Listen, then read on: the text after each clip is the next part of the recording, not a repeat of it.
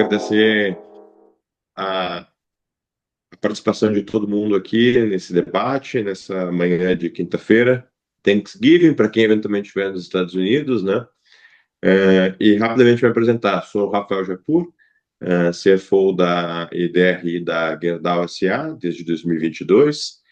E estou aqui junto com a Nair Saldanha para a gente conversar um pouco aí sobre as mudanças que estão sendo propostas aí sobre o fato relevante, né? Sobre a diferença e os limites que a gente tem entre a norma, a letra fria e a prática, que muitas vezes tem sempre aí suas interpretações, seus limites, suas linhas cinzas, né? Que acho que é o que traz também apelo e que deixa interessante o nosso dia a dia, né, Nair? Obrigado, bom Sim, dia por estar aqui. bom dia. Deixa eu dar bom dia também, depois a gente dá início. É, Nair Saldanha, meu nome, eu sou sócia aqui da área de mercado de capitais, societária de Madrona Advogados. Também atuo muito, além de integrar a comissão jurídica do IBRE, atuo muito na Abrasca, sou parceira aqui, inclusive, do Rafael Japur na Abrasca. É, e vai ser um prazer discutir esse tema, como o Rafael colocou bem. Assim, o ambiente cinza de fato relevante é enorme. Inclusive, a reforma proposta na reunião da Brasca, só para tratar sobre o tema, foi o recorde histórico de toda a vida da Brasca de público. Tinha mais de 200 pessoas. E houve uma frustração geral, porque todo mundo achou que aquela norma ia resolver ia eliminar o cinza. Isso não existe. Fato relevante, ele tem realmente essa dificuldade. É por isso que a gente está aqui. A ideia é explorar nuances e aprofundar para trazer clareza. E eu acho que é bacana, né, Rafael, que as pessoas possam fazer perguntas ao longo ao longo da nossa conversa. Não vamos deixar para o final, a gente para, responde, segue que fica mais dinâmico e divertido, tá? Então fiquem super à vontade, aproveitem para tirar dúvidas. E o painel vai ser moderado aqui pelo Rafael. E eu acho que a gente pode dar sequência, Rafael. Claro. Nair, eu acho que é super conveniente a gente estar tendo essa conversa, né? Afinal de contas, acho que é domínio da boa parte dos participantes que a gente está aí batendo na porta, né? Se avizinhando aí a consulta pública de mudança de proposta que a CVM está fazendo com relação à Resolução 44, né? E que tem algumas novidades que, porventura, né, serão implementadas em 2026. Acho que para começar, talvez para clarear, até pegando o ponto de vista da experiência de vocês aí grande, da prática do escritório, né, o que caracteriza um fato relevante, assim, dissociando ele talvez do comunicado ao mercado? Sim, vamos lá. O que caracteriza um fato relevante?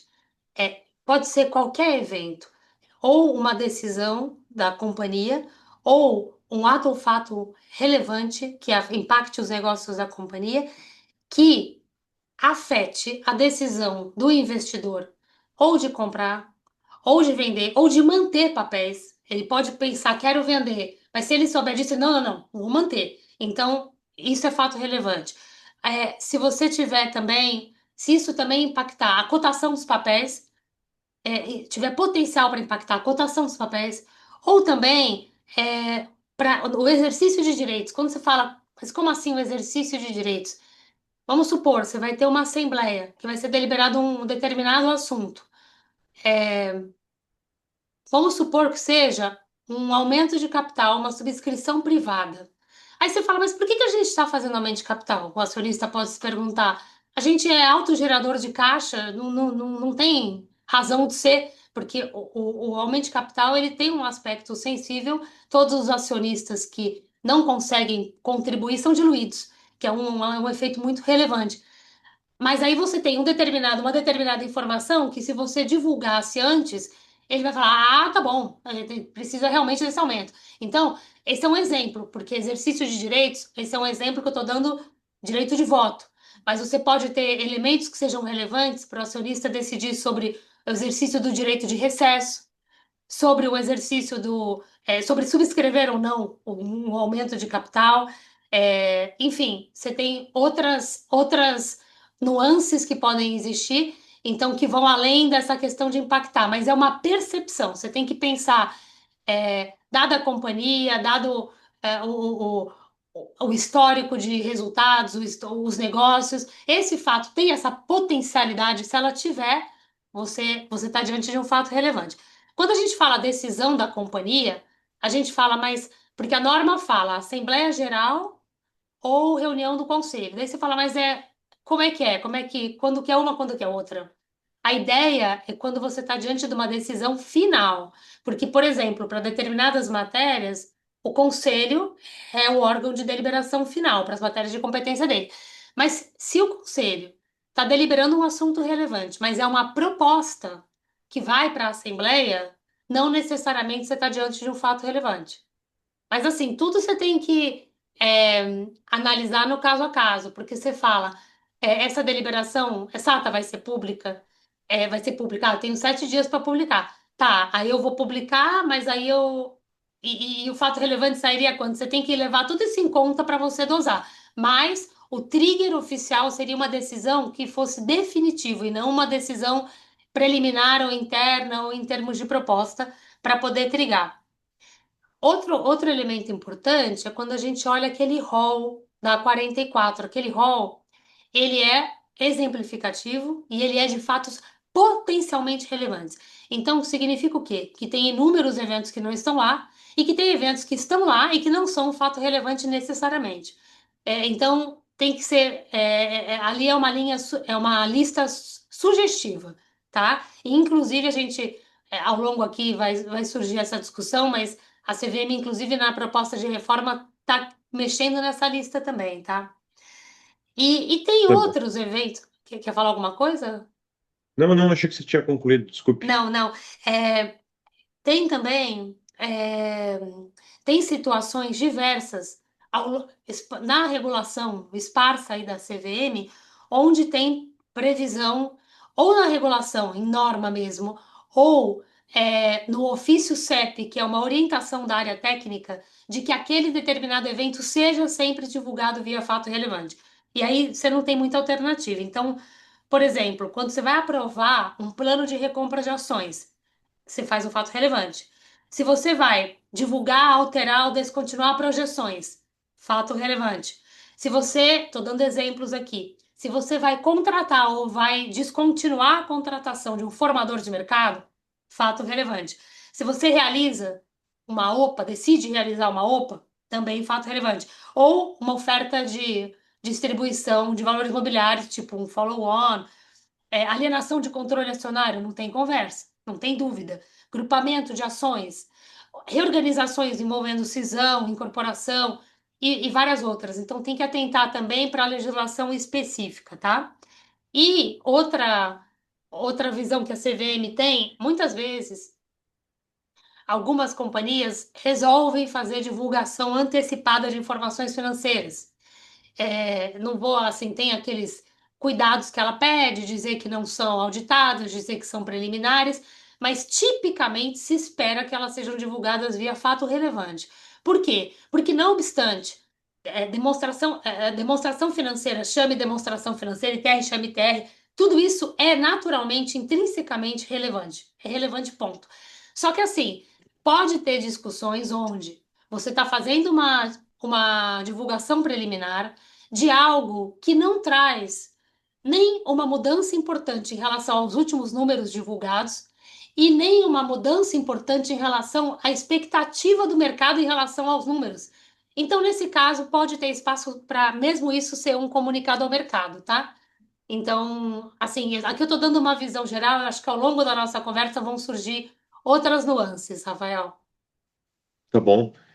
E uma das inovações lá trazidas pela 044, que eu acho que também está sendo colocado também uma vez mais, talvez aí era um aspecto que tinha uma grande expectativa que na proposta da CVM tivesse uma grande claridade sobre o assunto, mas acho que não é o caso da consulta pública, são os danados dos estudos.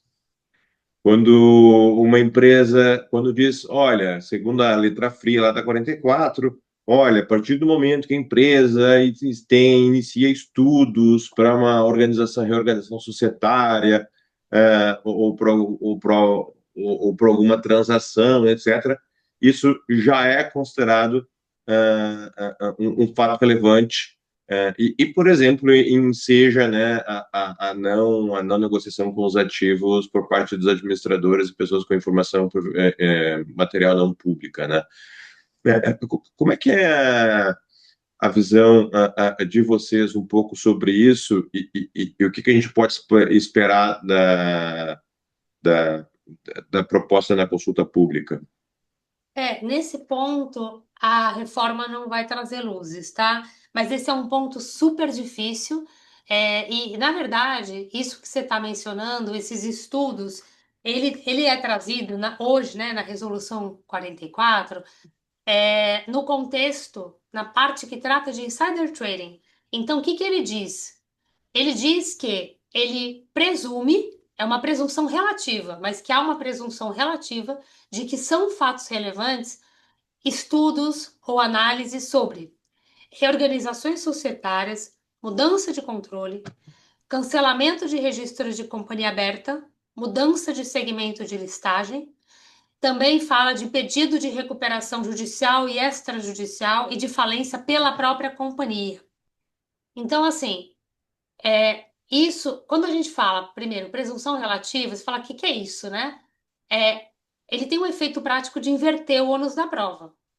Ou seja, se houver esses estudos, essas análises, houver isso chegar ao conhecimento da CVM por conta de vazamento, e aí ela vai questionar a companhia e vai caber ao DRI provar, ele vai ter o ônus da prova de que aquilo não é relevante, entendeu?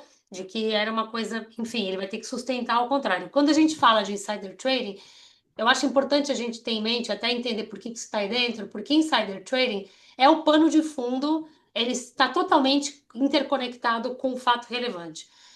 Quando você. Por que tem essa sensibilidade, esse frisson em torno de fato relevante? Por que que ele é uma das maiores causas aí de multas e penalidades da CVM? Porque o mercado, para você ter um mercado rígido, um mercado sadio, todo mundo tem que negociar com a mesma base informacional. É simples assim. Então, ninguém pode ter um dado que permita a essa pessoa precificar o papel que outro investidor não tem. Então, se você tem essa informação, divulga. E se você não pode divulgar, não negocia. Então, é essa a história. Então, e é importante, esses assuntos se permeiam. Quando eu falo insider trading, o que que eu estou falando? O insider trading é uso indevido de informação privilegiada. E o que que significa isso? Significa você usar uma informação relevante ainda não divulgada. O que que é uma informação relevante não divulgada? É toda aquela informação que você tem a obrigação de divulgar, mas ainda não divulgou. Então, você usa essa informação. Quem que usa? Qualquer um que tenha tido acesso a ela, com a finalidade de ter uma vantagem, seja para você, seja para outra pessoa, por meio de uma negociação de valores imobiliários. Isso é insider trading, isso é crime, isso é tipo é um dos piores ilícitos no mercado de capitais. Então, o que que acontece? Quando você divulga um fato relevante tempestivamente e completo, né, você mitiga tremendamente isso. Agora sim, quando você pergunta, mas tá bom, mas os estudos, eles são ou não são um fato relevante? Como é que eu vou fazer essa avaliação? É, é uma avaliação difícil, você tem que pensar o seguinte: a CVM já tem um entendimento consolidado em decisão do colegiado de que o fato relevante, ele é relevante desde a fase embrionária dele. Quando ele chega ao mercado, ou você tem um grande evento, assinatura de um contrato importante, aquilo ele está culminando ali, mas ele vem de uma sequência de fatos relevantes não divulgados. Então, se ele é relevante desde a fase embrionária. Agora, tem que haver uma probabilidade de que ele ocorra. Você tem que levar isso em conta também. Então, se você tiver esses dois fatores presentes, você está diante de um fato relevante. Agora, se você falar, Ah, não, mas Naira, a gente está aqui assim, sabe? O assunto não, a gente está explorando, está tendo estudos e análises exploratórias de várias possibilidades. A gente quer trazer ideias para alta gestão, tarará. E aí, isso aqui, isso já configura? Não necessariamente. Em princípio, não. Entendeu? Então, você tem que você vai ter que fazer, essa angústia permanece, não tem uma resposta assim, crystal clear mas você tem que fazer esse tipo de avaliação, entendeu? Primeiro, se você falar, nós faremos uma transferência de controle, já está combinado, se não é for A, é B, por exemplo, e você ficar fazendo estudos sobre como fazer isso, mas a decisão já está muito sólida, os estudos iniciais já são um fato relevante, tá? O que não quer dizer, a gente vai discutir aqui ao longo da manhã que você não é necessariamente você tem que divulgar tudo, mas enfim, sim, você pode estar diante de um fato relevante. Clareou? Não sei se eu fui clara, Rafael. É difícil, complicado. No mesmo ponto, quando você é 0,44, muita gente também me fez questionamento, principalmente do tema da inversão do ônus da prova, né, da presunção que os administradores têm domínio daquela informação e que cabe a eles provar que eles não tinham aquela informação ou que aquela informação não era material ou que já tinha sido dado o disclosure necessário para isso, né? Acho que uma forma também algo que foi ainda muito pouco adotado aqui pelo mercado de capitais, eu ser bem sincero, eu não conheço ninguém que tenha um plano individual de negociação aprovado, tá? Inclusive, com um banco de investimentos, uma pessoa, um executivo da Gerdau, perguntou: Olha, eu queria avaliar, colocar um plano. Eu fui perguntar para um banco, não vou dizer qual é o nome do banco, a pessoa, se eu não entendi o que que ele quer. Sim, um programa individual de negociação. Mas como é que é isso? Como é que funciona? Porque nunca tinham visto. Na prática, tá lá na 044 ela está escrito, o conselho tem o papel, o conselho fiscal de apurar a execução do plano, acompanhamento, a fiscalização, o DRI tem que reportar semestralmente, está tudo lá escrito. Mas que na prática, ninguém ainda, ou eu, pessoalmente, não conheço ninguém que tenha feito um plano individual de negociação. E acho que já fala muito sobre a falta de clareza que a gente tem nesse ínterim, né? E sobre esse ponto também, pensando aqui como DRI e CFO também, é, dia sim, dia também, a gente recebe de bancos de investimento é, teasers, propostas, provocações com relação a fusões e aquisições, quer seja de interessados por unidades, plantas, ativos específicos da companhia, ou de oportunidades de investimento, de aquisição, diversificação geográfica, diversificação de linha de negócio. E dentro desse contexto de incerteza de estágio embrionário ou não estágio embrionário, entre a primeira vez que se toma contato com o conceito ou com a ideia e assinar um acordo vinculante, né, e comunicar, como é que a gente se lida aí e que lente a gente usa para relativizar, por exemplo, a relevância versus vis-à-vis a probabilidade de transações, fusões e aquisições? Essa é uma pergunta importante porque eu acho que é um assunto é uma situação muito presente. Então, aqui é o outro lado da moeda. Quando você Posso, emite, fala, posso conectar com outra pergunta, que é um tema super claro, relevante, que por vezes a gente tem transações que não vão dar em nada, e a própria empresa não quer explorar, mas tem interesse de, porventura, assinar o teaser e conhecer um pouco mais sobre aquela empresa, até por termos de vista de, pô, deixa eu entender o mercado, o que está acontecendo, os players, mas que essa transação não vai se concretizar. E, por outro lado, a gente tem transações que são muito relevantes, com, eventualmente, competidores, e que o que talvez seria a boa prática de avisar o mercado, olha, estou estudando, comecei estudos avançados para me fundir com um competidor, o próprio conhecimento por parte do mercado, ah, da existência de uma tratativa de estudo, pode colocar em risco a própria operação, porque se a gente está fazendo um valuation, uma oferta com base em preços relativos, Uhum. se ambas as empresas negociarem em bolsa, eventualmente esses preços relativos vão caminhar para um lado para o outro. Então, esses casos de fusão e aquisição, conectando assim, esses dois pontos, como é que eles conectam a obrigação de informar, de impacto com o risco de se informar e o impacto de se informar para a própria risco de execução e concretização da transação em tela? Tá, vamos lá. Primeiro a questão, o primeiro ponto que você trouxe foi a questão como é que você lida com essa variável da probabilidade. Então, você fala, tem muitos interessados, vêm, sondam, mas você não tem nada muito concreto. A rigor eu teria que divulgar? Então, na verdade, não só não deve, como não pode. Por quê? Porque na medida que, se aquilo não tem uma probabilidade baixa ou remota, e você divulga, o mercado vai precificar aquela informação. E aí é um desserviço que você está prestando para o mercado. Então, o que que você tem, quando que você teria que divulgar essa situação? Conforme essa negociação evolua e ela passe de probabilidade remota ou baixa para provável ou possível, aí você divulga. Por exemplo, esse é um cenário. Ou então, claro, se tiver vazamento. Mas se tiver vazamento, você tem que ser muito claro na sua colocação quanto ao para também não criar uma expectativa de algo, trazer a incerteza para a divulgação também. Não dá a entender, sabe?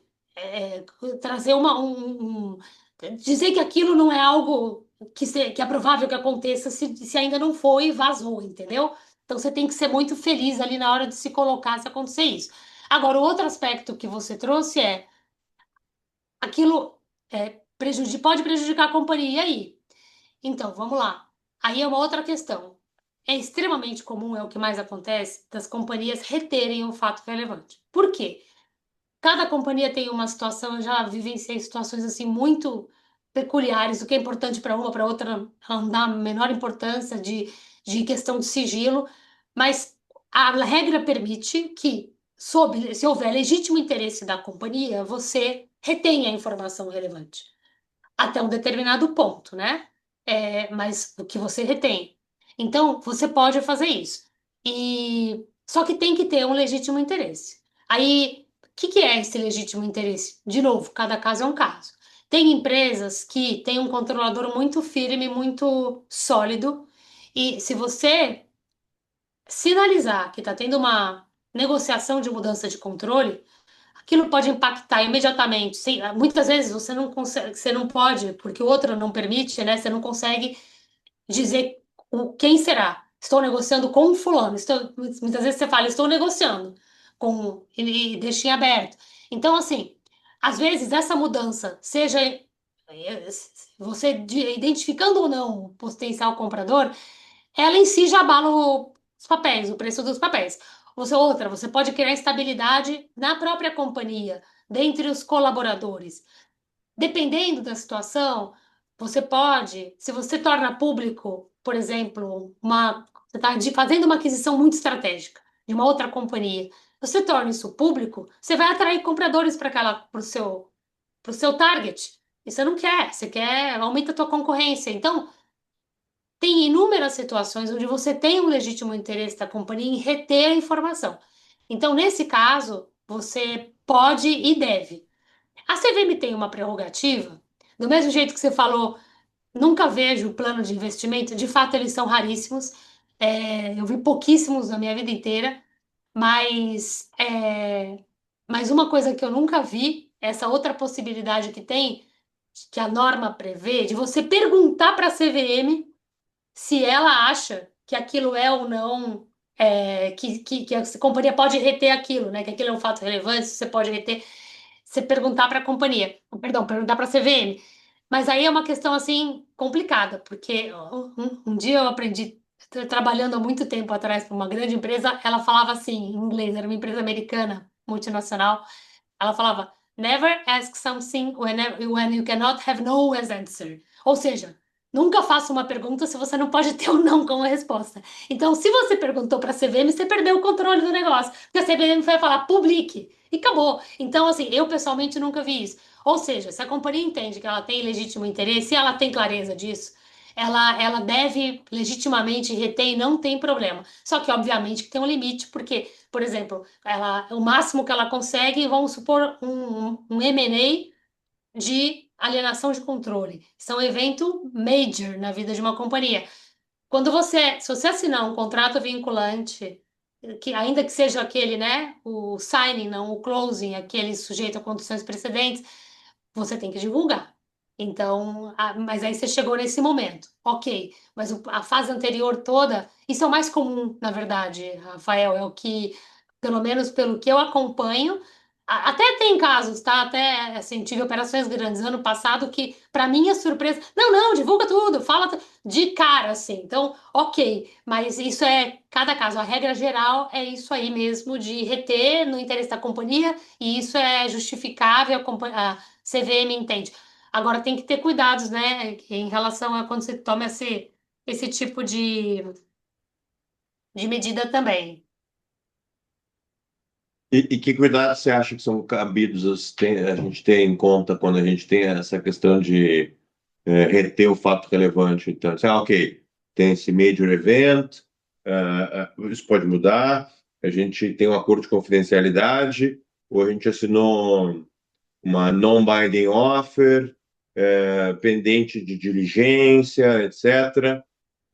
Então, é um fato relevante, não público, é uma transação com probabilidade alta de ocorrer, mas a empresa ainda acha negativo trazer essa informação ao público porque pode trazer mais competição para aquele alvo, para aquela empresa.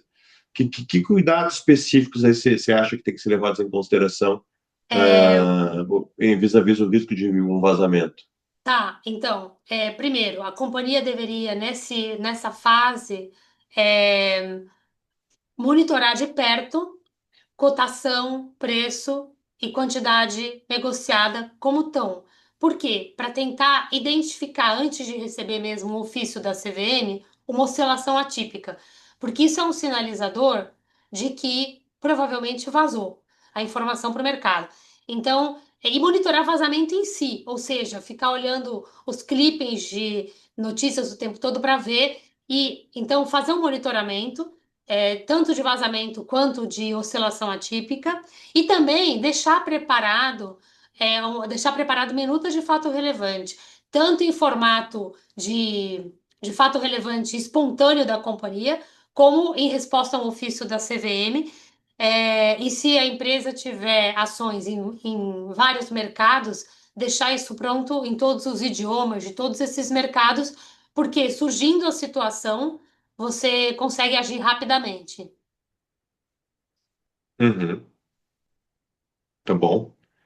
E E quando a gente tem esses fatos de vazamento, de informação, de algo que vem a público, né, que olha, estou no meio do pregão e estou vendo que está com 3 vezes o volume de negociação da minha ação do que o normal.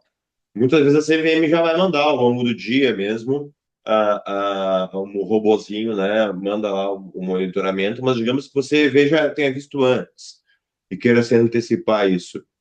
Qual é o momento certo para avaliar a divulgação do fato relevante? É, tem que esperar o mercado fechar, ou é logo depois que o mercado fecha, ou tem até abertura do outro dia do mercado, ou divulga mesmo com o mercado aberto mesmo. Ah, e tem situações também de final de semana, quando muitas vezes a transação é fechada sexta-feira de noite, digamos, e que o mercado vai abrir na segunda-feira, pelo menos 2 dias para frente, 3 dias para frente. Então, como é que é essa dinâmica, assim, e há alguma novidade proposta nesse sentido na audiência pública que foi feita? Na audiência, não, mas assim, vamos lá. Primeiro, regra geral, vamos pensar num fato relevante normal que não teve vazamento. Pela regra, é depois do fechamento ou antes da abertura. Porém, a boa prática te diz para fazer depois do fechamento. Por quê? Porque aí você vai dar um tempo muito maior para aquela notícia se disseminar. Mas vamos supor que por algum motivo não foi possível. Então, a ideia é que você, no mínimo, dê 1 hora de antecedência, divulgue com 1 hora de antecedência antes da abertura, tá? Mas a recomendação é sempre depois do fechamento. É, Agora, no exemplo que você está dando de sexta-noite. Sexta-noite é curioso, porque é meio intuitivo você pensar, ah, tanto faz sexta-noite ou segunda-feira antes de abrir o mercado, mesma coisa. Pois é, tem uma decisão da CVM dizendo que não, sexta-noite é sexta-noite. Então, você deveria divulgar na sexta-noite. Não deu, então, tipo, madrugada de sábado, manhã de sábado, não é recomendado que você deixe para segunda de manhã, tá? O fato é porque é tempo de disseminação da informação e tempo de todo Ah, que mundo curioso. pensar. Que caso foi esse, Nair? Eu vou recuperar para você aqui, eu Você te passo. lembra? Eu não sei, mas eu tenho ele, eu tenho e eu te passo. Mas nesse caso aí, na realidade, o que que aconteceu? Se eu me recordo bem aqui, houve o fechamento de uma operação que era fato relevante numa sexta. Aí, quando chegou, daí teve uma oscilação atípica, a empresa divulgou um comunicado ao mercado na segunda-feira de manhã, e na verdade o fato relevante saiu sexta, na segunda, no final do dia. Então, depois que fechou, isso obviamente que está errado. Mas Claro. na fala da CVM, ao analisar a situação, ela não diz que você poderia ter divulgado segunda de manhã, ela falou que você tinha que ter divulgado sexta-noite, entendeu? Então, Entendi. interessante, porque assim, mas Rafael, pensa um pouco. Quando tem um fato relevante desse, você tem que refletir. Quando o mercado lida com prazos muito curtos, é por quê? Porque não tem jeito. Porque é o que é a vida. Surgiu com essa velocidade, você vai ter que lidar com essa velocidade. Mas, se você já tem sexta-noite e você divulga, ele vai ter muito mais tempo para fazer análises, para interagir com algum assessor técnico que ele queira, ele vai poder trabalhar essa informação tanto quanto sabe, o grupo que estava envolvido nela para poder precificar o papel da melhor forma. Então, se você dá um tempo maior para o mercado, você tem um tempo maior, você deveria dividir esse tempo maior com o mercado inteiro. Faz sentido, entende? Faz sentido para você? Não faz muito sentido. Esse, por exemplo, foi um dos motivos pelo qual aqui especificamente na Gerdau a gente adotou, acho que pouco depois que eu assumi como DRI, a trocar o período de o período de divulgação das demonstrações financeiras, que a gente sempre divulgava na manhã do call. Então a gente vai fazer o call e divulgação antes de abrir o pregão e o call logo na sequência, com os analistas, né? E a gente adotou o expediente de não. Acho que para a gente ter uma melhor disseminação de informação, debate, análise por parte dos seus sites, analistas, vamos antecipar. Então, se a gente já fez a reunião de conselho que aprovou as demonstrações do dia anterior, no mesmo dia que foi encerrada e aprovada as demonstrações financeiras por parte do conselho, final do dia do pregão, divulga as demonstrações financeiras, os resultados do exercício, e no outro dia a gente faz o call com o máximo possível de dispersão de informação. Então, acho que faz total sentido e aqui posso pelo menos dizer que por parte da Gerdau é o expediente que, via de regra, a gente adota. Salvo quando tem situações também, né,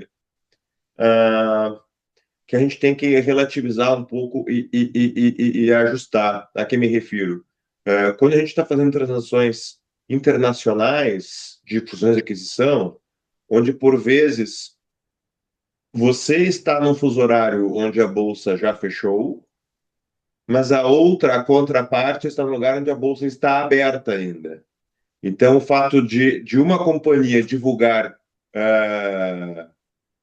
de forma adequada e extemporânea o fato relevante está fazendo com que a outra, eventualmente, solte a informação no meio do dia atabalhoada. Então, poxa, vamos deixar as duas bolsas fechar para fazer a divulgação adequada. Então, isso também é algo que acho que muitas vezes o DRI tem que levar em consideração, assim como o tamanho das empresas. Muitas vezes uma transação que é grande para uma empresa, para outra empresa, é uma transação que não vai ser material, né? E tem que ser muito negociado e conversado isso entre as partes, entre os RIs, para que isso não seja atabalhoado, né? Não, você tá perfeito. Na verdade, você antecipou exatamente a fala que eu ia fazer agora. É isso mesmo. Quando você tiver negociação em vários mercados, você deveria esperar o fechamento em todos. Ou antes da abertura, mas sempre, idealmente, o fechamento em todos. Agora, a norma prevê que, dependendo do mercado, se tiver incompatibilidade dos horários, você deveria prevalece o horário do mercado brasileiro. Enfim, então você tem que levar isso em conta. Agora, a pergunta que você tinha feito ainda, que eu ainda não respondi, é a questão da divulgação no meio do pregão. Peraí, você saiu da tela principal aqui, peraí. Acho que alguém falou, Ah, voltou, até voltou. aproveitar, né? Até aproveitar, né? A gente já está aqui indo passando no segundo terço aqui da nossa hora.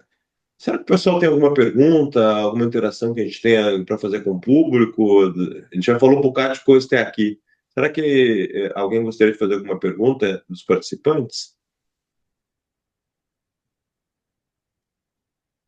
Não, tá sem pergunta por enquanto, né?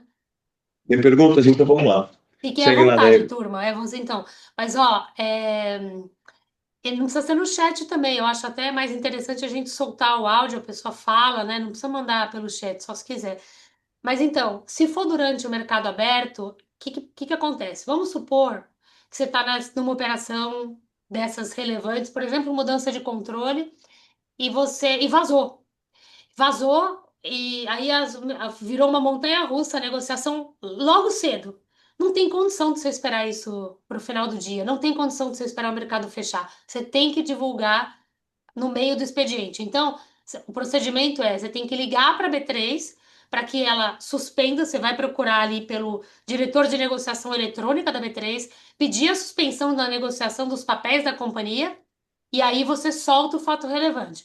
Lembrando que a B3, o único papel dela nisso é suspender a negociação. Ela não tem nenhum tipo de avaliação crítica de não, justifica sim, suspender o pregão, porque mesmo, eu até em preparo aqui para essa nossa conversa, eu tentei ir mais a fundo no conceito de oscilação atípica. Tem um percentual? Qual é? O que marca oscilação atípica?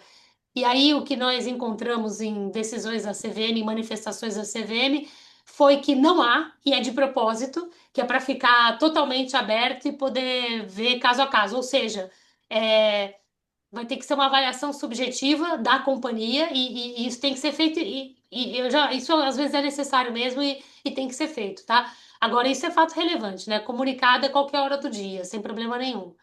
Depende, agora É. sim, peças financeiras não, depois que fecha o expediente, porque de novo, elas não têm o nome, mas elas são relevantes, sem sombra de dúvida. E você falou um tema interessante sobre. Vou te quebrar ainda, vou sair do script aqui, tá? Pode sair. Vou te colocar no spotlight aí. A oscilação atípica.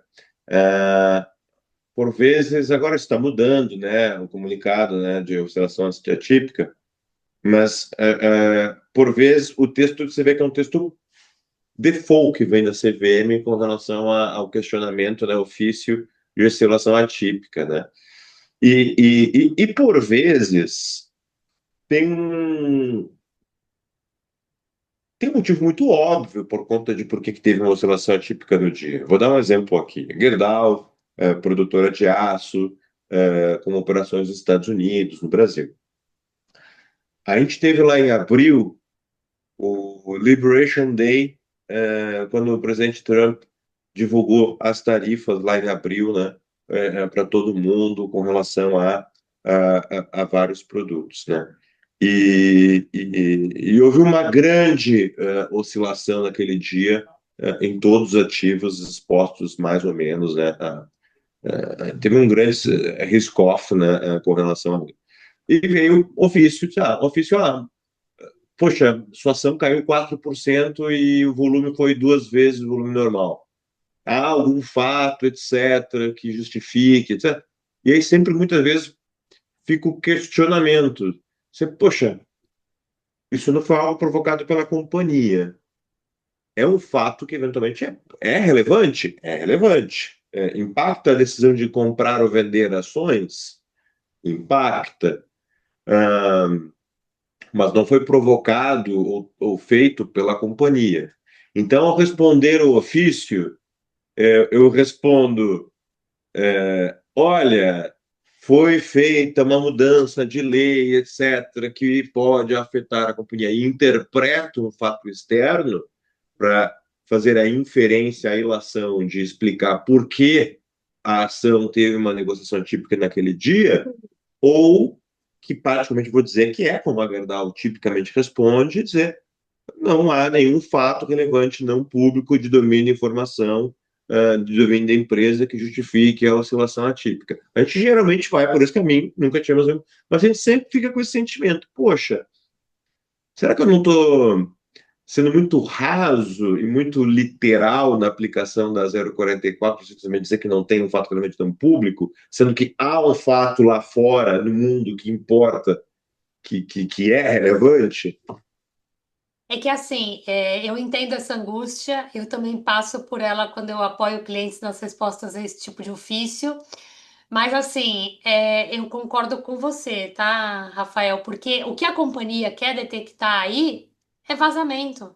E o que que você precisa responder? Não teve vazamento, né?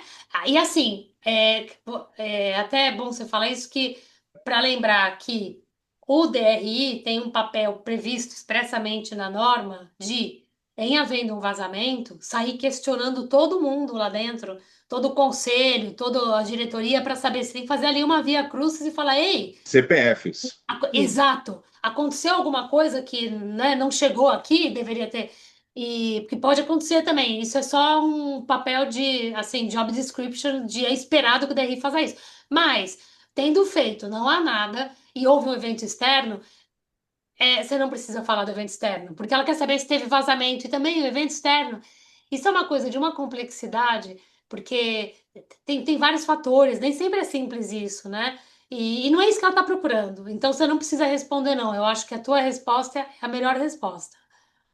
Não, tá bom. Sei que saiu um pouquinho do script, mas é uma das angústias de todo dia, não de todo dia, mas de uma vez por mês, digamos assim, do DRI. Principalmente quando, por vezes, a empresa tem programas de recompra aberto, no caso da Gerdau.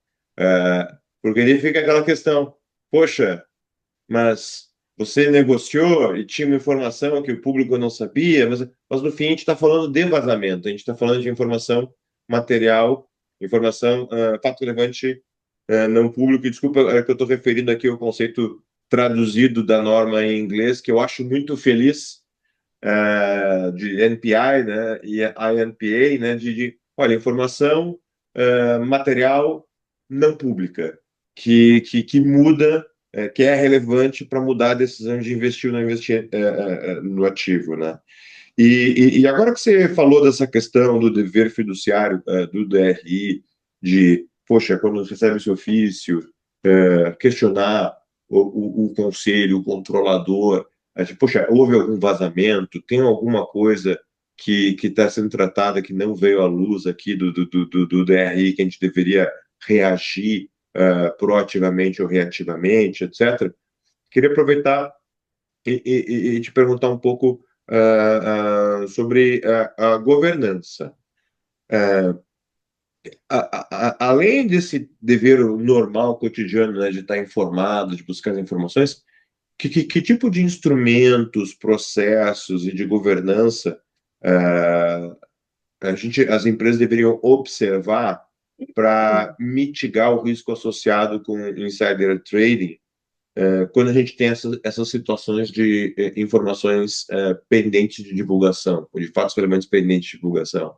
Tá, só um ponto ainda, voltando rapidamente na nossa discussão anterior, antes de eu falar disso. É, quando você. Que já vivenciei também, tá? Voltando para aquela questão do ofício da oscilação atípica. Movimentação atípica. Ela pergunta, você responde, não teve nenhum fato, nananã. Ok. Aí, só que às vezes ela insiste. Ela fala, mas como você explica? Tá, tá, tá, tá, tá, tá, tá. Quando a discussão é profunda, aí você fala, a companhia não consegue dizer, mas pode, sabe, teve tal evento que pode ter tido impacto, e aí você começa a trazer elementos para falar, olha, talvez tenha sido aquilo. Mas, tipo, então, em continuação àquela conversa, você pode trazer mais elementos. Mas, tipicamente, naquela resposta inicial, é meio que vazou. Tem vazamento? Você checou, você fez seu papel? Não, não tem, você põe aquilo por escrito. Então, você atendeu e costuma morrer ali. Na tua experiência, costuma morrer ali ou costuma desenvolver? Costuma, na minha experiência até hoje, sempre morreu ali. O cuidado que a gente sempre teve é sempre lembrar, acho que não é necessário despecendo, mas mesmo assim a gente faz, que há um programa de recompras aberto. Porque muitas vezes, se porventura é um tema de oscilação típica por volume, por exemplo, não por preço, por vezes se dá por block trade, né? E na nossa interpretação, quando são feitos block trades que são ambiente de bolsa, mas que só aparecem no final do pregão e que não alteraram ao longo do dia o preço em tela, né, de uma forma expressiva, a gente entende que não é um tema de vazamento nem de informação não pública. Mas a gente sempre faz referência a um fato relevante já divulgado da existência no programa de recompra em curso. E na nossa experiência sempre para nisso, para no primeiro questionamento. É isso. Agora, se desenvolver, aí você pode trazer, assim, conversando com a CVM, né? Olha, talvez tenha sido aquilo, tá, mas reitera que não teve nada. Mas voltando agora para a pergunta que você fez, que medidas de governança você pode tomar para impedir né, mitigar o risco de insider trading no contexto da vida da companhia na pendência de um fato relevante? Primeiro, toda a comunicação acerca de uma informação sensível, confidencial, sigilosa, tem que ser naquele esquema need to know basis. Então, você só envolve quem tem que ser envolvido. E aquele time tem que ficar meio hermético ali. E teria que ter um treinamento também, porque as pessoas às vezes não têm muita noção da sensibilidade desse assunto. Um treinamento de tempos em tempos com equipes que costumam lidar com isso. Por exemplo, explicar que existe uma obrigação prevista na lei das SAs, na regulação de dever de sigilo e que ela tem consequências jurídicas para a pessoa, explicar que é insider trading, explicar que isso é um crime e explicar coisas básicas, por exemplo, para não ler documento em voo, para não falar da operação com família e amigos próximos, não mencionar, às vezes você está em casa atendendo alguém do trabalho, esposa, marido estão lá, ouve, não pode ouvir, não deve ouvir. Nunca falar em restaurante ou lugar público. Quando você está na sua mesa de trabalho, não deixar papéis ali. Quando você sai da sala, papéis daquela operação, sai da sala, bloqueia a sua tela, entendeu? Não deixa a tela aberta. Então, assim, ter esses cuidados, porque essa questão da comunicação, Rafael, parece uma coisa tão. Ah, não, as pessoas são maduras, ficam em silêncio. Coisa nenhuma. Eu vou te falar, na minha experiência, você consegue fazer uma pessoa ficar sem dormir, sem comer, mas sem falar é mais difícil. As pessoas muitas têm um ímpeto de se comunicar, um ímpeto de falar, que é uma coisa, entendeu? E nem sempre tem um time totalmente maduro ali para lidar com aquela informação. Você tem pessoas mais júniores, pessoas que têm um entusiasmo e que realmente tem um problema. Então é importante a conscientização. Outra coisa é o memo de blackout, sempre circular antes que comece, né? Vai começar uma negociação, tal, circula o memo de blackout. Mas assim, a alternativa que eu gosto mais é outra. É a sua política de negociação, você prevê que as pessoas vinculadas, né, que todos os insiders naturais, que são controlador, conselheiro, diretor, membro de conselho fiscal, membro de comitê estatutário, a turma toda, só pode negociar papéis da companhia junto a tais corretoras que o conselho pré-aprova. Ele faz um rol lá, pode ser um rol até grande, que seja seis, que seja. Fala, só negocia com essas. E aí, quando você está numa situação de entrou uma operação Mega Blaster sigilosa, você vai lá e trava a negociação diretamente nas corretoras, entendeu? Aí você está num ambiente de risco zero. Tô dando uma Eu dica de US$ 1 milhão, tá bom? Essa aqui. Eu não tenho alguns bancos que eu sei que procedem dessa forma. Ah, tem a questão também das pessoas, dos parentes de primeiro grau também, que daí aumenta, mas daí já entra numa seara mais complexa, né, de operacionalização. Internamente a gente tem um tema, como a gente controla, com a ADR não é possível, mas como a gente controla de ambiente de custódia, de ter os CPFs mapeados e ver as movimentações dos CPFs, tem um tema de sigilo bancário, por óbvio, mas para acompanhar, para ver, até por um tema que tem sido, tem dado muito trabalho, vou abrir um parênteses aqui, que é a danada da custódia remunerada, onde, por vezes, os executivos ou parentes de primeiro grau, nem é uma decisão consciente, vou vender a ação, né? Mas dão lá o opt-in na corretora da custódia remunerada, e daqui a pouco você começa a ter nas movimentações, em períodos de blackout, etc., movimentações com as ações que ele nem tinha se dado conta que ele está alugando, colocando em aluguel, disponibilizando para alugar o seu acervo, né? Sem perceber, né? Nenhuma, nem duas, nem 10 vezes já me aconteceu isso aqui dentro. Mas é verdade, eu já tive esse tipo de situação, é isso mesmo. E assim, com aquela questão que a gente conversou mais no começo sobre as presunções relativas, olha as presunções. Então vamos supor que tá nessa pendência e alguém desavisadamente vai lá e negocia. Um administrador negocia.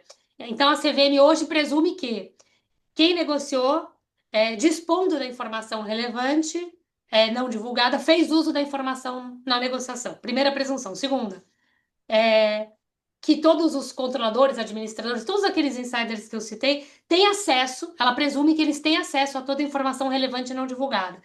E também presume que eles sabem que aquela informação é privilegiada. Ou seja, então, aí quando você entra na produção relativa, né, de você provar que não, sabe como é que é chamado isso no direito? Probatio diabólica. É você provar algo que não é, entendeu? É uma prova negativa, uma loucura isso. Então, é uma situação complexa. O ideal é você realmente ter mecanismos de governança efetivos para não se deparar aí com esse tipo de situação. Nair, a gente está chegando aqui nos últimos 5 minutos da nossa hora prevista e a gente talvez falou pouco sobre a proposta de consulta pública. No entendimento e na leitura detalhar aí mais detenida que vocês fizeram, que tem acompanhado das discussões com a própria Brasca, na Comerc, ah, alguma que no início falou que não veio, né? Na reunião da Brasca que tem recorde de público e que se esperava que havia uma coisa que não veio. Mas o que veio e que cabe a gente destacar aí pela experiência e vivência de vocês na prática, que cabe destacar aqui que vai ser implementado em 26? Vamos lá. A gente não tem clareza, né, do que virá, mas assumindo que a norma seja aprovada, porque ela recebeu assim uma chuva de comentários. Assumindo que ela seja, quais são algumas propostas aqui de destaque, né? Ela inclui novas hipóteses de fatos potencialmente relevantes, aquele rol conhecido.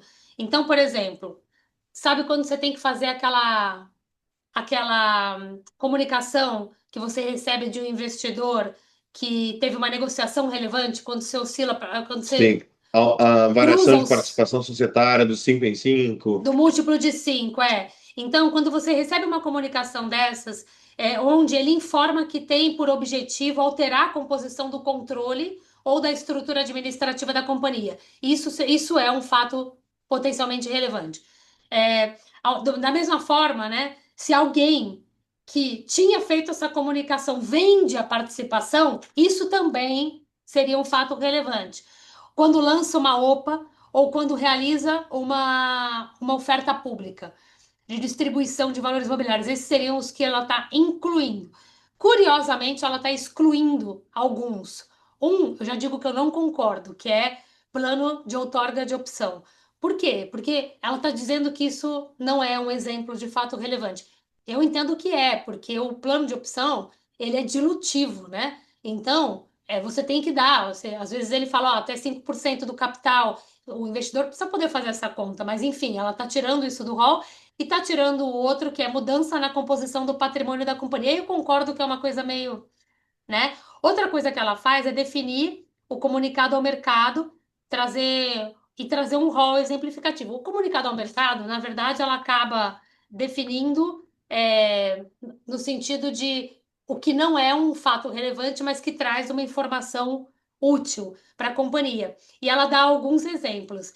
Quando você utiliza materiais em reuniões de analistas de valores imobiliários, quando você faz esclarecimentos em aquelas respostas, né, para CVM-B3, isso é via comunicado ao mercado, aquelas comunicações de, do investidor quando não tem o interesse de alterar o controle ou a administração, e qualquer outra informação que a regulamentação exija que não tenha uma forma específica.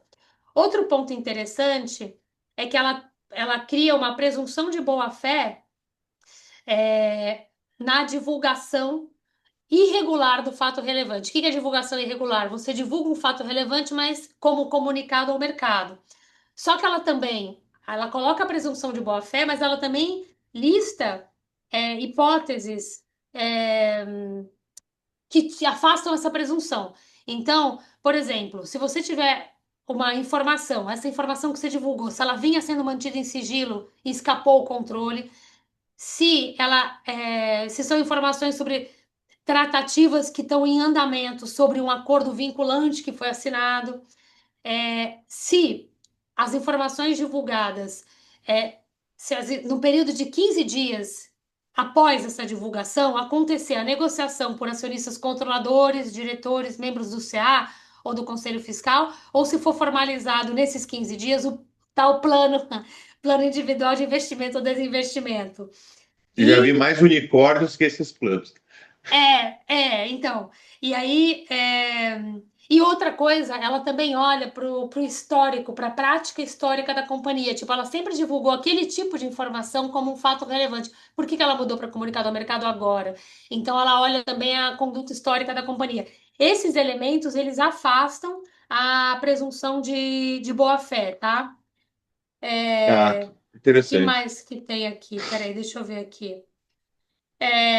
Ela diferencia aquela comunicação de negociação, ela faz uma diferenciação quando você tem interesse o investidor tem interesse de alterar o controle da administração ou não. Quando ele não tem interesse, ele tem um prazo de 3 dias úteis para mandar informação para o DRI, entendeu? Se ele tem interesse, tem que ser imediato. E e ela dá vários exemplos. Agora sim, eu sei que a gente deu o nosso tempo, mas se você permitir, eu queria só projetar 2 slides com a estatística das penalidades que a CVM tem dado para fato relevante, o valor delas e a natureza voltada a fato relevante. 2 minutinhos. Natália, você me Claro, ajuda? já tive essa situação Eu vou enquanto ela projetar. projeta de um comunicado ao mercado que a gente fez, porque ela achou que era um fato relevante de uma aprovação de um investimento CAPEX, mas que a gente fez o comunicado ao mercado, teve coletiva de imprensa, foi o governador do estado de Minas Gerais, ampla divulgação na mídia, chamamos coletiva, e a gente recebeu ofício e disse, por que você não colocou isso como fato relevante, você colocou como comunicado? Eu disse, olha, é um CAPEX de longo prazo, tanto tempo, verdade, pensando poderia ser comunicado, mas vamos lá para o caso prático. Não faltou divulgação ou disclosure da informação para o mercado. Pelo contrário, eu acho que foi dos fatos talvez mais cobertos por mídia, imprensa, etc. Então, por vezes, eu como DR, enquanto ela coloca o slide, eu me pergunto, no final, o do tecnicismo e da necessidade dessa distinção entre comunicado e barra fato relevante, porque no fim ao cabo o que o investidor quer é o acesso à informação. E muitas vezes ele vai fazer o juízo dele também de se é o relevante ou não para ele aquela Sim. decisão, né? E É, quando você responde, ela costuma colher, né, a CVM. Eu, pelo menos na minha sim, experiência, ela costuma colher. Agora, aqui, me antecipando, enquanto a Natália projeta, o que a gente viu que são os maiores problemas atualmente com relação a fato relevante na CVM? O maior número de penalidades é o atraso na divulgação. Isso responde por 56% das infrações. Depois é a divulgação incompleta, que é 22%. E a não divulgação é 11%, isso em 2020, em 25, tá, gente?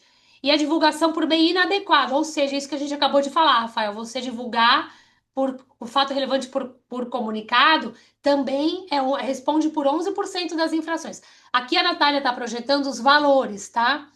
Esses valores são os valores. Esse azul é termo de compromisso. Você vê que ele é ligeiramente sempre maior o que você paga no termo de compromisso do que nas multas, mas obviamente na multa é o final de um processo que você gastou muito para chegar ali até aquele ponto. Então, o termo de compromisso continua sendo uma excelente solução. Agora, dessa estatística, a gente só excluiu dois casos que eu distorcer o número, que é o caso foi uma decisão de Americanas em 24 e uma da Light em 23, porque a de Americanas foi tipo 2 milhões e 400, mas eram tipo inúmeros eventos com agravantes e com prolongamento ao longo claro. do tempo, e a Light era 1 milhão e 200 também. Mas então, a gente tem que mais ou menos a penalidade hoje por problemas com fato relevante é 300 a 440 mil, é mais ou menos a métrica. Pode passar para o outro, Natália. Esse aqui é o último slide, que é os tipos de infração. Então, aqui teve uma evolução do mercado, olha que interessante. Por exemplo, em 22, maior problema era não divulgar fato relevante. Agora o mercado está educado e não divulgar é o menor número. O que tem tido mais problema hoje é a intempestividade, que é esse 56% que eu mencionei, a divulgação incompleta 22, essa ausência da divulgação e o meio inadequado que estão empatados, né? Que é usar o comunicado. Então, de novo, tem que ter cuidado, porque a tolerância com o comunicado ao invés de fato relevante, ela é relativa, né? Vocês estão vendo aqui, né? Acho que pode tirar, Natália.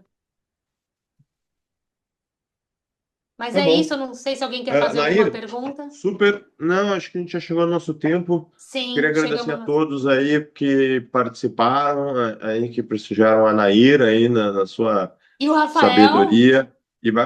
Rafael, estou só fazendo umas perguntas aqui. Não, Mas duas obrigado a todo contribuições mundo aí, pessoal, por importantes. terem participado. E um abraço, fiquem bem e boas festas para todos. Obrigada, Rafael. Boas festas para todos também aqui e uma excelente semana e final de semana para todo mundo. Um abraço, gente. Obrigada.